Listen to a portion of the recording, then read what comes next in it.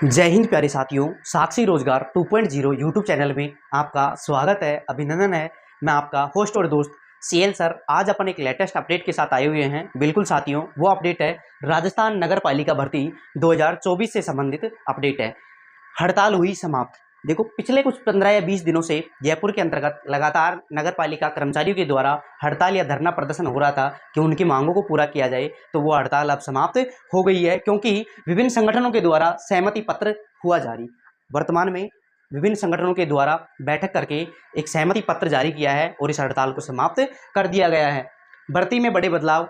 वर्तमान में जिस प्रक्रिया से भर्ती होगी उसमें भर्ती में बहुत सारे बड़े बदलाव किया जाना प्रस्तावित है। बिल्कुल साथियों, सबसे पहले पद वर्तमान में जो राजस्थान नगर पालिका भर्ती के अंतर्गत जो रिक्त पद हैं वो हैं 24,797, जिन पर यह भर्ती की जानी प्रस्तावित है।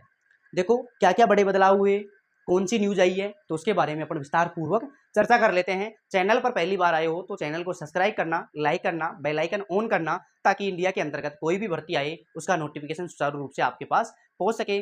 वीडियो को लास्ट तक अवश्य देखना, क्योंकि बहुत ही महत्वपूर्ण अपडेट इसके अंतर्गत आई हुई है। बहुत ही बड़े बड़े बदलाव इसके अंतर्गत किए गए हैं, क्योंकि वो विभिन्न यूनियन संगठनों के द्वारा ये सहमति पत्र जारी हुआ है।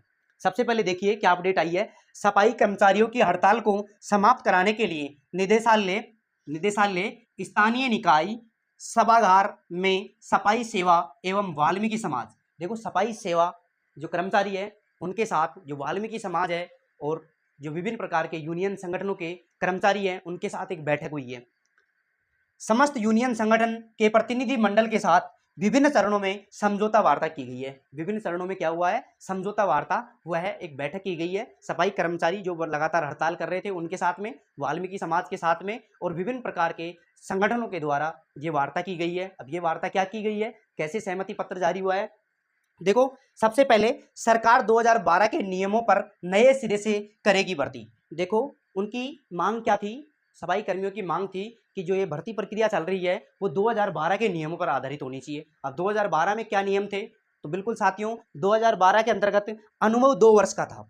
क्या था, अनुभव 2 वर्ष का था। तो जो लगातार सफाई कर्मचारी हड़ताल कर रहे हैं वो इस बात पर कर रहे हैं कि जो सफाई कर्मचारी भर्तियों की जो प्रक्रिया चल रही है वो 2012 के आधार पर होनी चाहिए। अर्थात 2012 में क्या था, 2 वर्ष का अनुभव प्रमाण पत्र जिस व्यक्ति के पास था वो व्यक्ति इस नगर पालिका भर्ती में एलिजिबल था।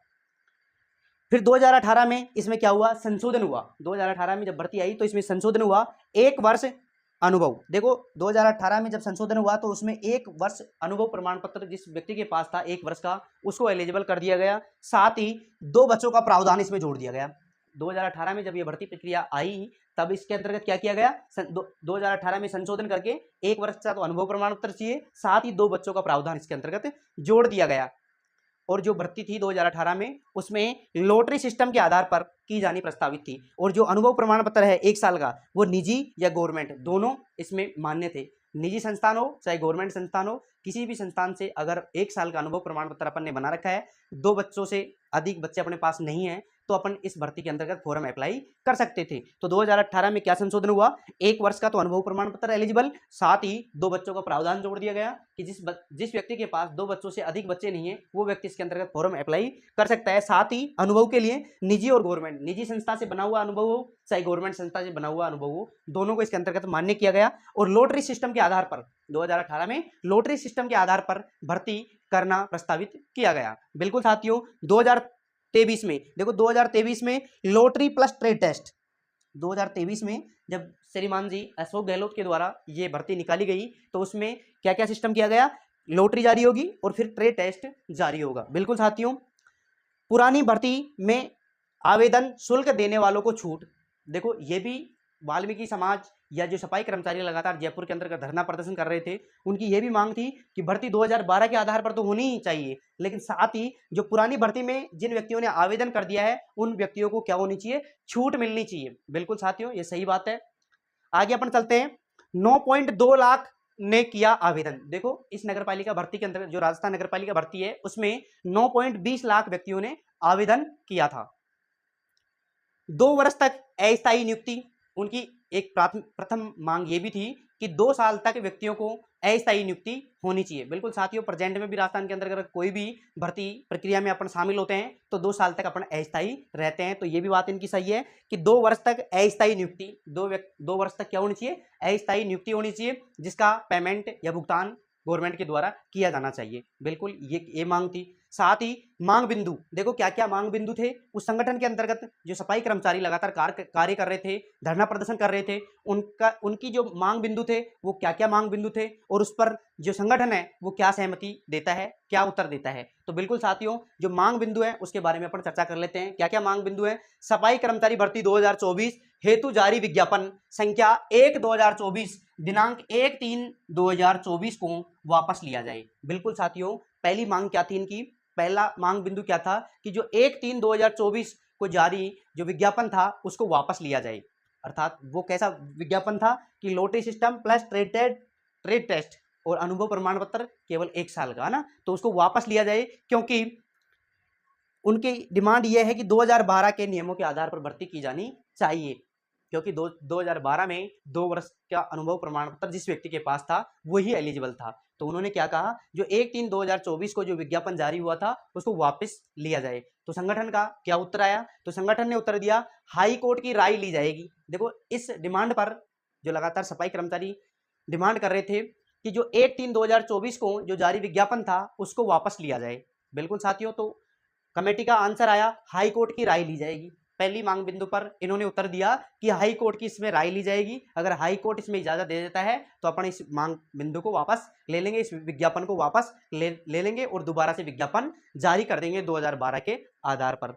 दूसरा मांग बिंदु, भर्ती 2012 के नियमों पर की जाए। बिल्कुल साथियों, इसमें दूसरा मांग बिंदु यह था कि जो भर्ती है वो 2012 के नियमों पर आधारित होनी चाहिए। और 2012 में नियम क्या था कि जो 2 साल का अनुभव प्रमाण पत्र जिस व्यक्ति के पास है वही बंदा इसके अंतर्गत एलिजिबल होना चाहिए। बिल्कुल साथियों, दूसरा प्रश्न इनका, दूसरा मांग बिंदु यह था कि भर्ती 2012 के नियमों पर आधारित की जाए।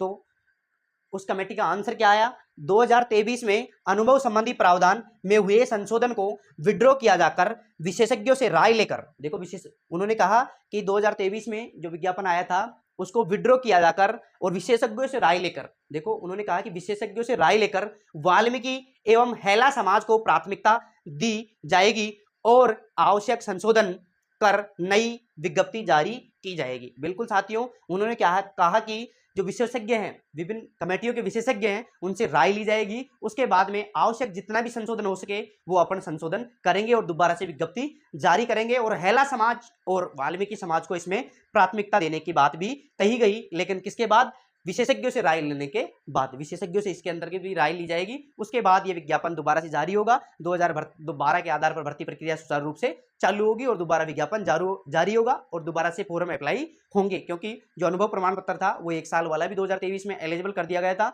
अगर ये भर्ती 2012, देखो विशेषज्ञों से राय लेने के बाद अगर ये 2012 के आधार पर होती है तो अनुभव 2 साल का चलेगा। इस वजह से अनुभव प्रमाण पत्र में संशोधन करने का टाइम दिया जाएगा और आवश्यक संशोधन कर नई विज्ञप्ति जारी की जाएगी। विशेषज्ञों से राय लेकर अगर आवश्यक संशोधन हुआ तो संशोधन करके दोबारा से विज्ञप्ति जारी की जाएगी।